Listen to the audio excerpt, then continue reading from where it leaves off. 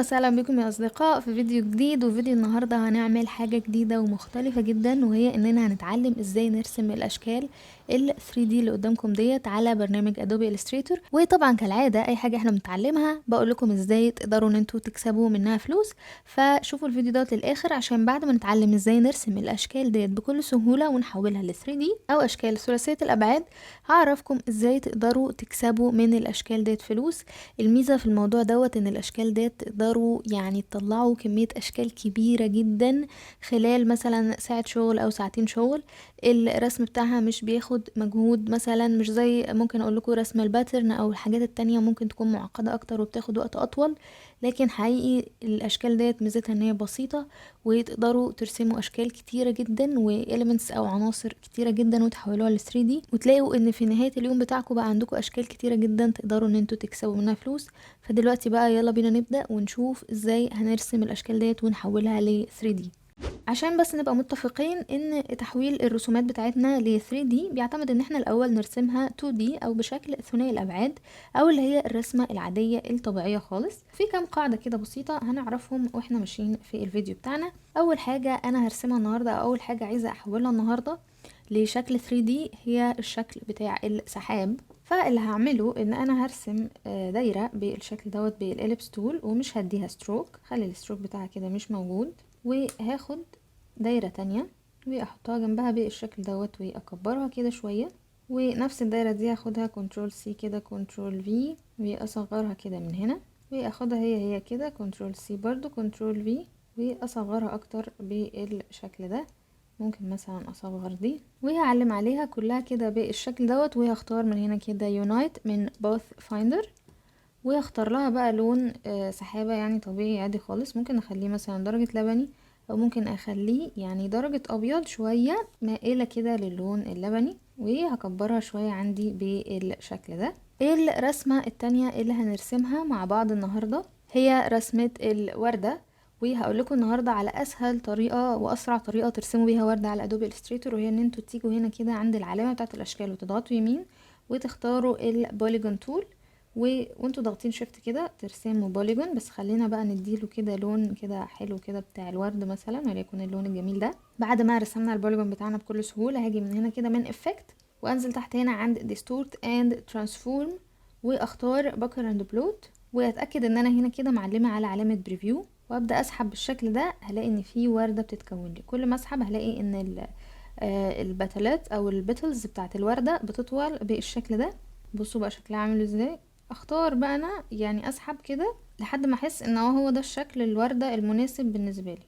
وليكن مثلا انا هخليه 62% وهضغط اوكي. ومن هنا كده عادي خالص هختار الاليبس تول، وهرسم الدايره ديت اللي هي بتبقى في نص الورده، واختار لها اللون الاصفر الفاتح ده، واحطها هنا كده بالظبط في السنتر دي كده الوردة بتاعتي. الشكل اللي بعد كده اللي هنرسمه هو شكل ورقة الشجر. هاجي من هنا كده هختار الاليبس تول وهرسم شكل بيضاوي بالمنظر ده، وهجيب من هنا كده الكيرفيتشر تول، وهاجي من هنا كده اضغط دبل كليك، ومن هنا كده اضغط دبل كليك تاني بحيث ان هي تبقى مدببة عندي بالشكل ده. كبرها مثلا كده شوية، وبعد كده هضغط بره وخلينا نديها بقى لون غامق شوية اللي هو لون ورق الشجر، وهضغط بره وهجيب البرش تول وهرسم كده هنا كده خط. طبعا الخط بيتعمل لي باللون الاخضر، فانا هختار لون تاني بس كده عشان يبقى الخط واضح لي. شيل طبعا الفيل كولر واخليه يبقى عبارة عن ستروك بس، وهضغط بره هنا كده تاني وهصغر كده الخط بتاعي، واضغط بره واجيب البرش تول بقى عايزه ارسم العروق اللي بتبقى جوه ورقه الشجر بتاعتي. ده مثلا شكله عجبني، اخد كنترول سي كنترول في كذا مره كوبي اند بيست. خلينا نخليهم مثلا 3 كفايه قوي. شوف مثلا اكبر اللي في النص دوت بالشكل ده. الشكل الثالث اللي هرسمه معايا هو هيكون شكل بسيط خالص، وهو الدايره العاديه الطبيعيه تماما. هرسم كده دايرة بالشكل ده. خلونا نديها في الكالر بقى مش ستروك، هديها كده اي لون مثلا، وليكن عايزة درجة من درجات الاصفر. اوكي كل ده ممكن نغيره بعد كده. هنيجي بقى دلوقتي نحول الاشكال بتاعتنا ديت ل 3D ونبدأ باول شكل فيهم. هعلم على الشكل بتاعي اللي هو بتاع السحابة، وركزوا قوي في الخطوات اللي احنا هنقولها دلوقتي، عشان في كل شكل من دول هقول لكم على ملحوظة او نقطة مهمة قوي. النقطة ديت لو انتم ما خليتوش بالكم منها هتلاقوا الشكل 3D بتاعكم مش راضي يطلع، وتقولوا ايه ده، هو الكلام مش ماشي زي الفيديو ليه، والتفاصيل اللي في الفيديو مش ماشية معانا، عشان بيكون في غلطة صغيرة انتم ما خليتوش بالكم منها، فمش بتطلع معاكم الشكل مظبوط. وده برضو انا لاحظته كذا مرة. لما اجي اطبق اقول ايه ده، هو مش راضية تطلع ليه، انا عاملاها بنفس الخطوات اللي انا متعود عليها، عشان في نقطة مثلا معينة انا نسيت اعملها. اعلم على الشكل بتاعي بالمنظر دوت، وهاجي هنا كده من قائمة ويندو واختار 3D and materials، وهجيب كده ديت هنا كده اهو الويندو دي هتفتح لي. هختار من هنا العلامة اللي هي عاملة زي علامة البالونة دي اللي هي اسمها انفليت. مجرد ما اضغط انفليت شايفين الشكل اتحول لي اهو بكل سهولة ل 3D. عندي بقى كذا حاجة هنا، عندي كذا اوبشن، وعندي هنا كذا قائمة اقدر ان انا اختار منهم اللي انا عايزاه. بالنسبة للشكل بتاع السحابة دوت، هو الشكل اصلا كده عجبني، ده كده الاوبجكت نفسه. هنا انا اقدر ان انا الفه زي ما انا عايزه، ومن هنا كده اقدر انا عايزه اشوف الفرونت ولا الباك ولا الناحيه مثلا الرايت، من قدام ولا من ورا ولا من اليمين ولا من اليسار ولا مثلا من التوب، يعني من فوق كاني بص على السحابه من فوق، عايزه ابص عليها من انهي جنب بالظبط. فده بيعتمد على كل شكل انتوا بتحولوا ل 3D عايزين تشوفوا منه ايه بالظبط، وعايزين كأن المنظور او المسقط اللي انتوا باصين منه شكله عامل ازاي. وهتلاقوا ان الاوبشنز دي بتختلف من رسمه للتانيه ومن شكل 3D للتاني. تاني حاجه عندي هنا كده ماتيريالز، وفي ماتيريالز ديت الماتيريال او الخامه بتاعه الشكل ال 3D ديت انتوا عايزينها عامله ازاي. هنا هو بيكون مختار لي حاجه اسمها بيز ماتيريال او الخامه الرئيسيه الديفولت اللي موجوده في ادوبي الستريتور، وهي بصراحه بيكون شكل ناعم كده وجميل وبتكون مناسبه لاغلب الحاجات. لكن برضو ادوبي الستريتور زي ما انتم شايفين عنده هنا كده سبستنس ماتيريالز مختلفه، يعني ممكن مثلا اختار الشكل ده هلاقيها بقت عندي بالمنظر الخشن دوت شويه. تقلبوا بقى انتوا كده في الماتيريالز على حسب الحاجه. بصوا ده كده شبه الشوكليت كده شويه او الشوكولاته، بصوا مثلا الشكل دوت. وطبعا الموضوع بياخد فتره عشان يحمل، فاصبروا على الجهاز عندكم شويه. ده تحسوا لو انا مثلا رسمه زلطه او صخره او حاجه مثلا رخاميه هيبقى شكله جميل جدا. في كمان اشكال كده ايه بتلمع كده شويه جليتري، حسب بقى انتوا الشغل بتاعكم ايه ده هيخدم معاكم فيه. لكن والله لو بتعملوا شغل عادي كده خالص واشكال كيوت، فعادي الشكل الاولاني اللي هو الديفولت اصلا في ادوبي الستريتور هتلاقوه شغال معاكم عادي جدا. وتالت حاجه هنا عندي هي اللايتنج او الاضاءه. هنا بيقول لي اتجاه الاضاءه دوت طبعا الستاندرد، ودوت ديفيوز يعني اضاءه كده جايه من هنا ومتوزعه، ودوت توب ليفت ودوت رايت. ونقدر من هنا كده ان احنا نحرك ونحط شكل الاضاءه مكان ما احنا عايزين. هو اوتوماتيك بيروح حاطط الاضاءه والجزء الغامق بيعمله اوتوماتيك بكل سهوله. يعني طبيعي ان الضوء هيكون جاي من هنا، فالحته دي هتكون اكتر حته منوره والحته دي هتكون مظلمه. فبصوا انتوا مش محتاجين ترسموها بنفسكم، هو الضوء جاي من هنا كده، فده الجزء المنور من الرسمه بتاعتي وده الجزء المظلم عندي. طبعا عندي بقى شويه اوبشنز بالنسبه للاضاءه. لما انزل كده تحت شويه هلاقيه بيقول لي انت عايزه قوه الاضاءه دي تكون عامله ازاي، يعني عايزه نور جامد قوي كده ولا اقلله شويه. كل طبعا ما اقلله هلاقي ان الشكل بتاعي بيضلم اكتر. اللون بتاع الضوء نفسه ممكن حاجات مثلا احتاج ان هي الضوء بتاعها يكون مثلا محمر، مثلا فلنفترض ان انا عايزه اعمل ضوء احمر هلاقيه عامل كده بالشكل ده. ممكن اكون عايزه الضوء بتاعي ما يبقاش ابيض خالص، ابيض مثلا في درجه كده لبني مثلا شويه، بما ان دي سحابه فعايزه بقى تاثير السما عليها فهعمله بالشكل دوت. الروتيشن طبعا الدوران بتاع الضوء نفسه. وهنا الهايت، الضوء انا عايزاه يكون جاي من هنا ولا من هنا، ارتفاع الضوء نفسه. وكمان اقدر ان انا اعمل بقى شادو، يعني اعمل ظل للرسمه بتاعتي. الشادو ديت مجرد ما افتحها من هنا كده اقدر ان انا بقى اقول انا عايزه الشادو او الظل يكون بعيد او كده ابعده، ولا عايزه اقربه خالص يعني قدر الامكان. عايزه حدود الشادو او الظل دوت تكون عامله ازاي، زي ما انتم شايفين كده اهي، وهنا كده اهي بشكلها بيتغير كل ما احركها. هقفل الشادو خالص وكده اكون عملت الرسمة الاولانية بتاعتي. هنيجي على الرسمة التانية اللي هي الرسمة بتاعة الوردة. لو علمت عليها بقى كلها بالشكل دوت واخترت انفليت هتطلع لي شكلها عامل كده. تحسوا ان كل حاجة 3D بس لوحدها. فاللي انا هعمله ان انا هعمل اندو من الكيبورد كنترول زد واعلم عليها. ودي نقطة مهمة انا عايزة اقول لكم عليها، ان انتوا لو عندكم الشكل عايزين تعملوه 3D وهو متداخل في بعضه او عبارة عن كذا عنصر، فافضل حاجة ان انتوا تعملوه الاول في جروب. لما احط الوردة بتاعتي كده في جروب واختار انفليت، هتحسوا ان هو خلاه 3D وخلاه بقى يعني متداخل، يعني خلى فيه تأثير. يعني بصوا دي كده 3D وليها ظل جاي على دي كده، ودي متداخلة في دي، تحسوا ان كده بقى شكلها واقعي اكتر بكتير، كل عنصر ليه تأثير على التاني. برضو نفس الاوبشنز موجودة عندي، اقدر ان انا اختار من هنا كده الماتيريالز اللي انا عايزاها واللايتنج بالطريقة اللي انا عايزاها. هنا مثلا انا هخلي اللايتنج بتاعي يكون جاي كده على درجة من درجات البرتقالي شوية، او درجة من درجات البينك. هلاقي طبعا ان لونها اتغير معايا. طب مثلا لا عايزاه يكون اوف وايت كده، عايزاه يكون مصفر سنة، الاقيه برضو شكلها اتغير معايا. كل بقى ما اغير في حاجة في اللايت طبعا او في الاضاءة اللي موجودة عندي، هلاقي الرسمة بتاعتي شكلها اتغير. حاجة كمان مهمة ان انا لما بعمل الشكل بتاعي 3D ده بيخليه لسه متاح ان انا اغير في لونه نفسه. يعني مثلا انا لما اعلم مثلا على دي، هجيب الدايركت سيلكشن تول واختار الوردة بتاعتي، انا لسه اقدر ان انا اغير في اللون بتاعها. يعني انا مثلا اقدر اخلي لونها احمر. افرضوا انا بعد ما عملته 3D بيغير ال 3D في اللون جامد جدا، بعد ما عملته 3D لقيت الالوان ديت لا انا مش عاجباني، عايزه اخليها كده حمرا وزاهيه اكتر. يعني حتى اللون دوت مثلا بصوا هنا هتلاقوا ان هو ظاهر اغمق، اللون ده في العادي فاقع اكتر، هتلاقوا ان هو لا شكله حلو مش فاقع يعني للدرجه دي. عايزه برضو الون دي كده. كمان اقدر اعدي بالكيرفيتشر تول ان انا اغير في الرسمه بتاعتي. يعني مثلا لو انا الدايره دي كده اهي عايزه اصغرها كده بالشكل ده، هصغرها عادي وهلاقي بقى ان الرسمه نفسها بتتاثر. يعني بصوا لما صغرتها كده جت كده، لو كبرها كده هتمط معايا من هنا، الرسمة نفسها ال 3D نفسه بيتأثر. فدي ميزة كبيرة جدا ان انا مش مجرد ما عملت حاجة 3D خلاص بقى ولو عايزة اعمل اي تعديل هرجع اعيد من الاول. لا انا كده كله بالنسبة لي تمام، وكل حاجة editable وقابلة للتعديل بكل سهولة. ودي كده الرسمة بتاعة الوردة. تالت حاجة بقى والحاجة المهمة قوي اللي عايزة اقولها، ان الافضل لما نيجي نعمل اشكال 3D تكون كلها عبارة عن اوتلاينز وما يكونش فيها بوثز. يعني ايه الكلام دوت؟ يعني دوت كده اسمه اوتلاين، يعني عبارة عن شكل كده وجواه فيل كولر. انما ده الخط ده مش فيل كولر. بصوا ده عبارة عن باث او خط او مسار او مساق فقط على ادوبي الستريتور. فالاحسن ان انا بعد ما ارسم الرسومات بتاعتي عادي خالص زي ما انا عايزه بالبرش تول مثلا او بالبن تول، لان دول اللي بيطلعوا لي الباثز، اجي من هنا كده من اوبجكت بعد ما خلاص رسمته كله تمام، ومن باث اقول له اوتلاين ستروك، يعني حول الستروك دوت لاوتلاين. وطبعا كالعاده هنعلم عليها كده كلها ونحطها في جروب.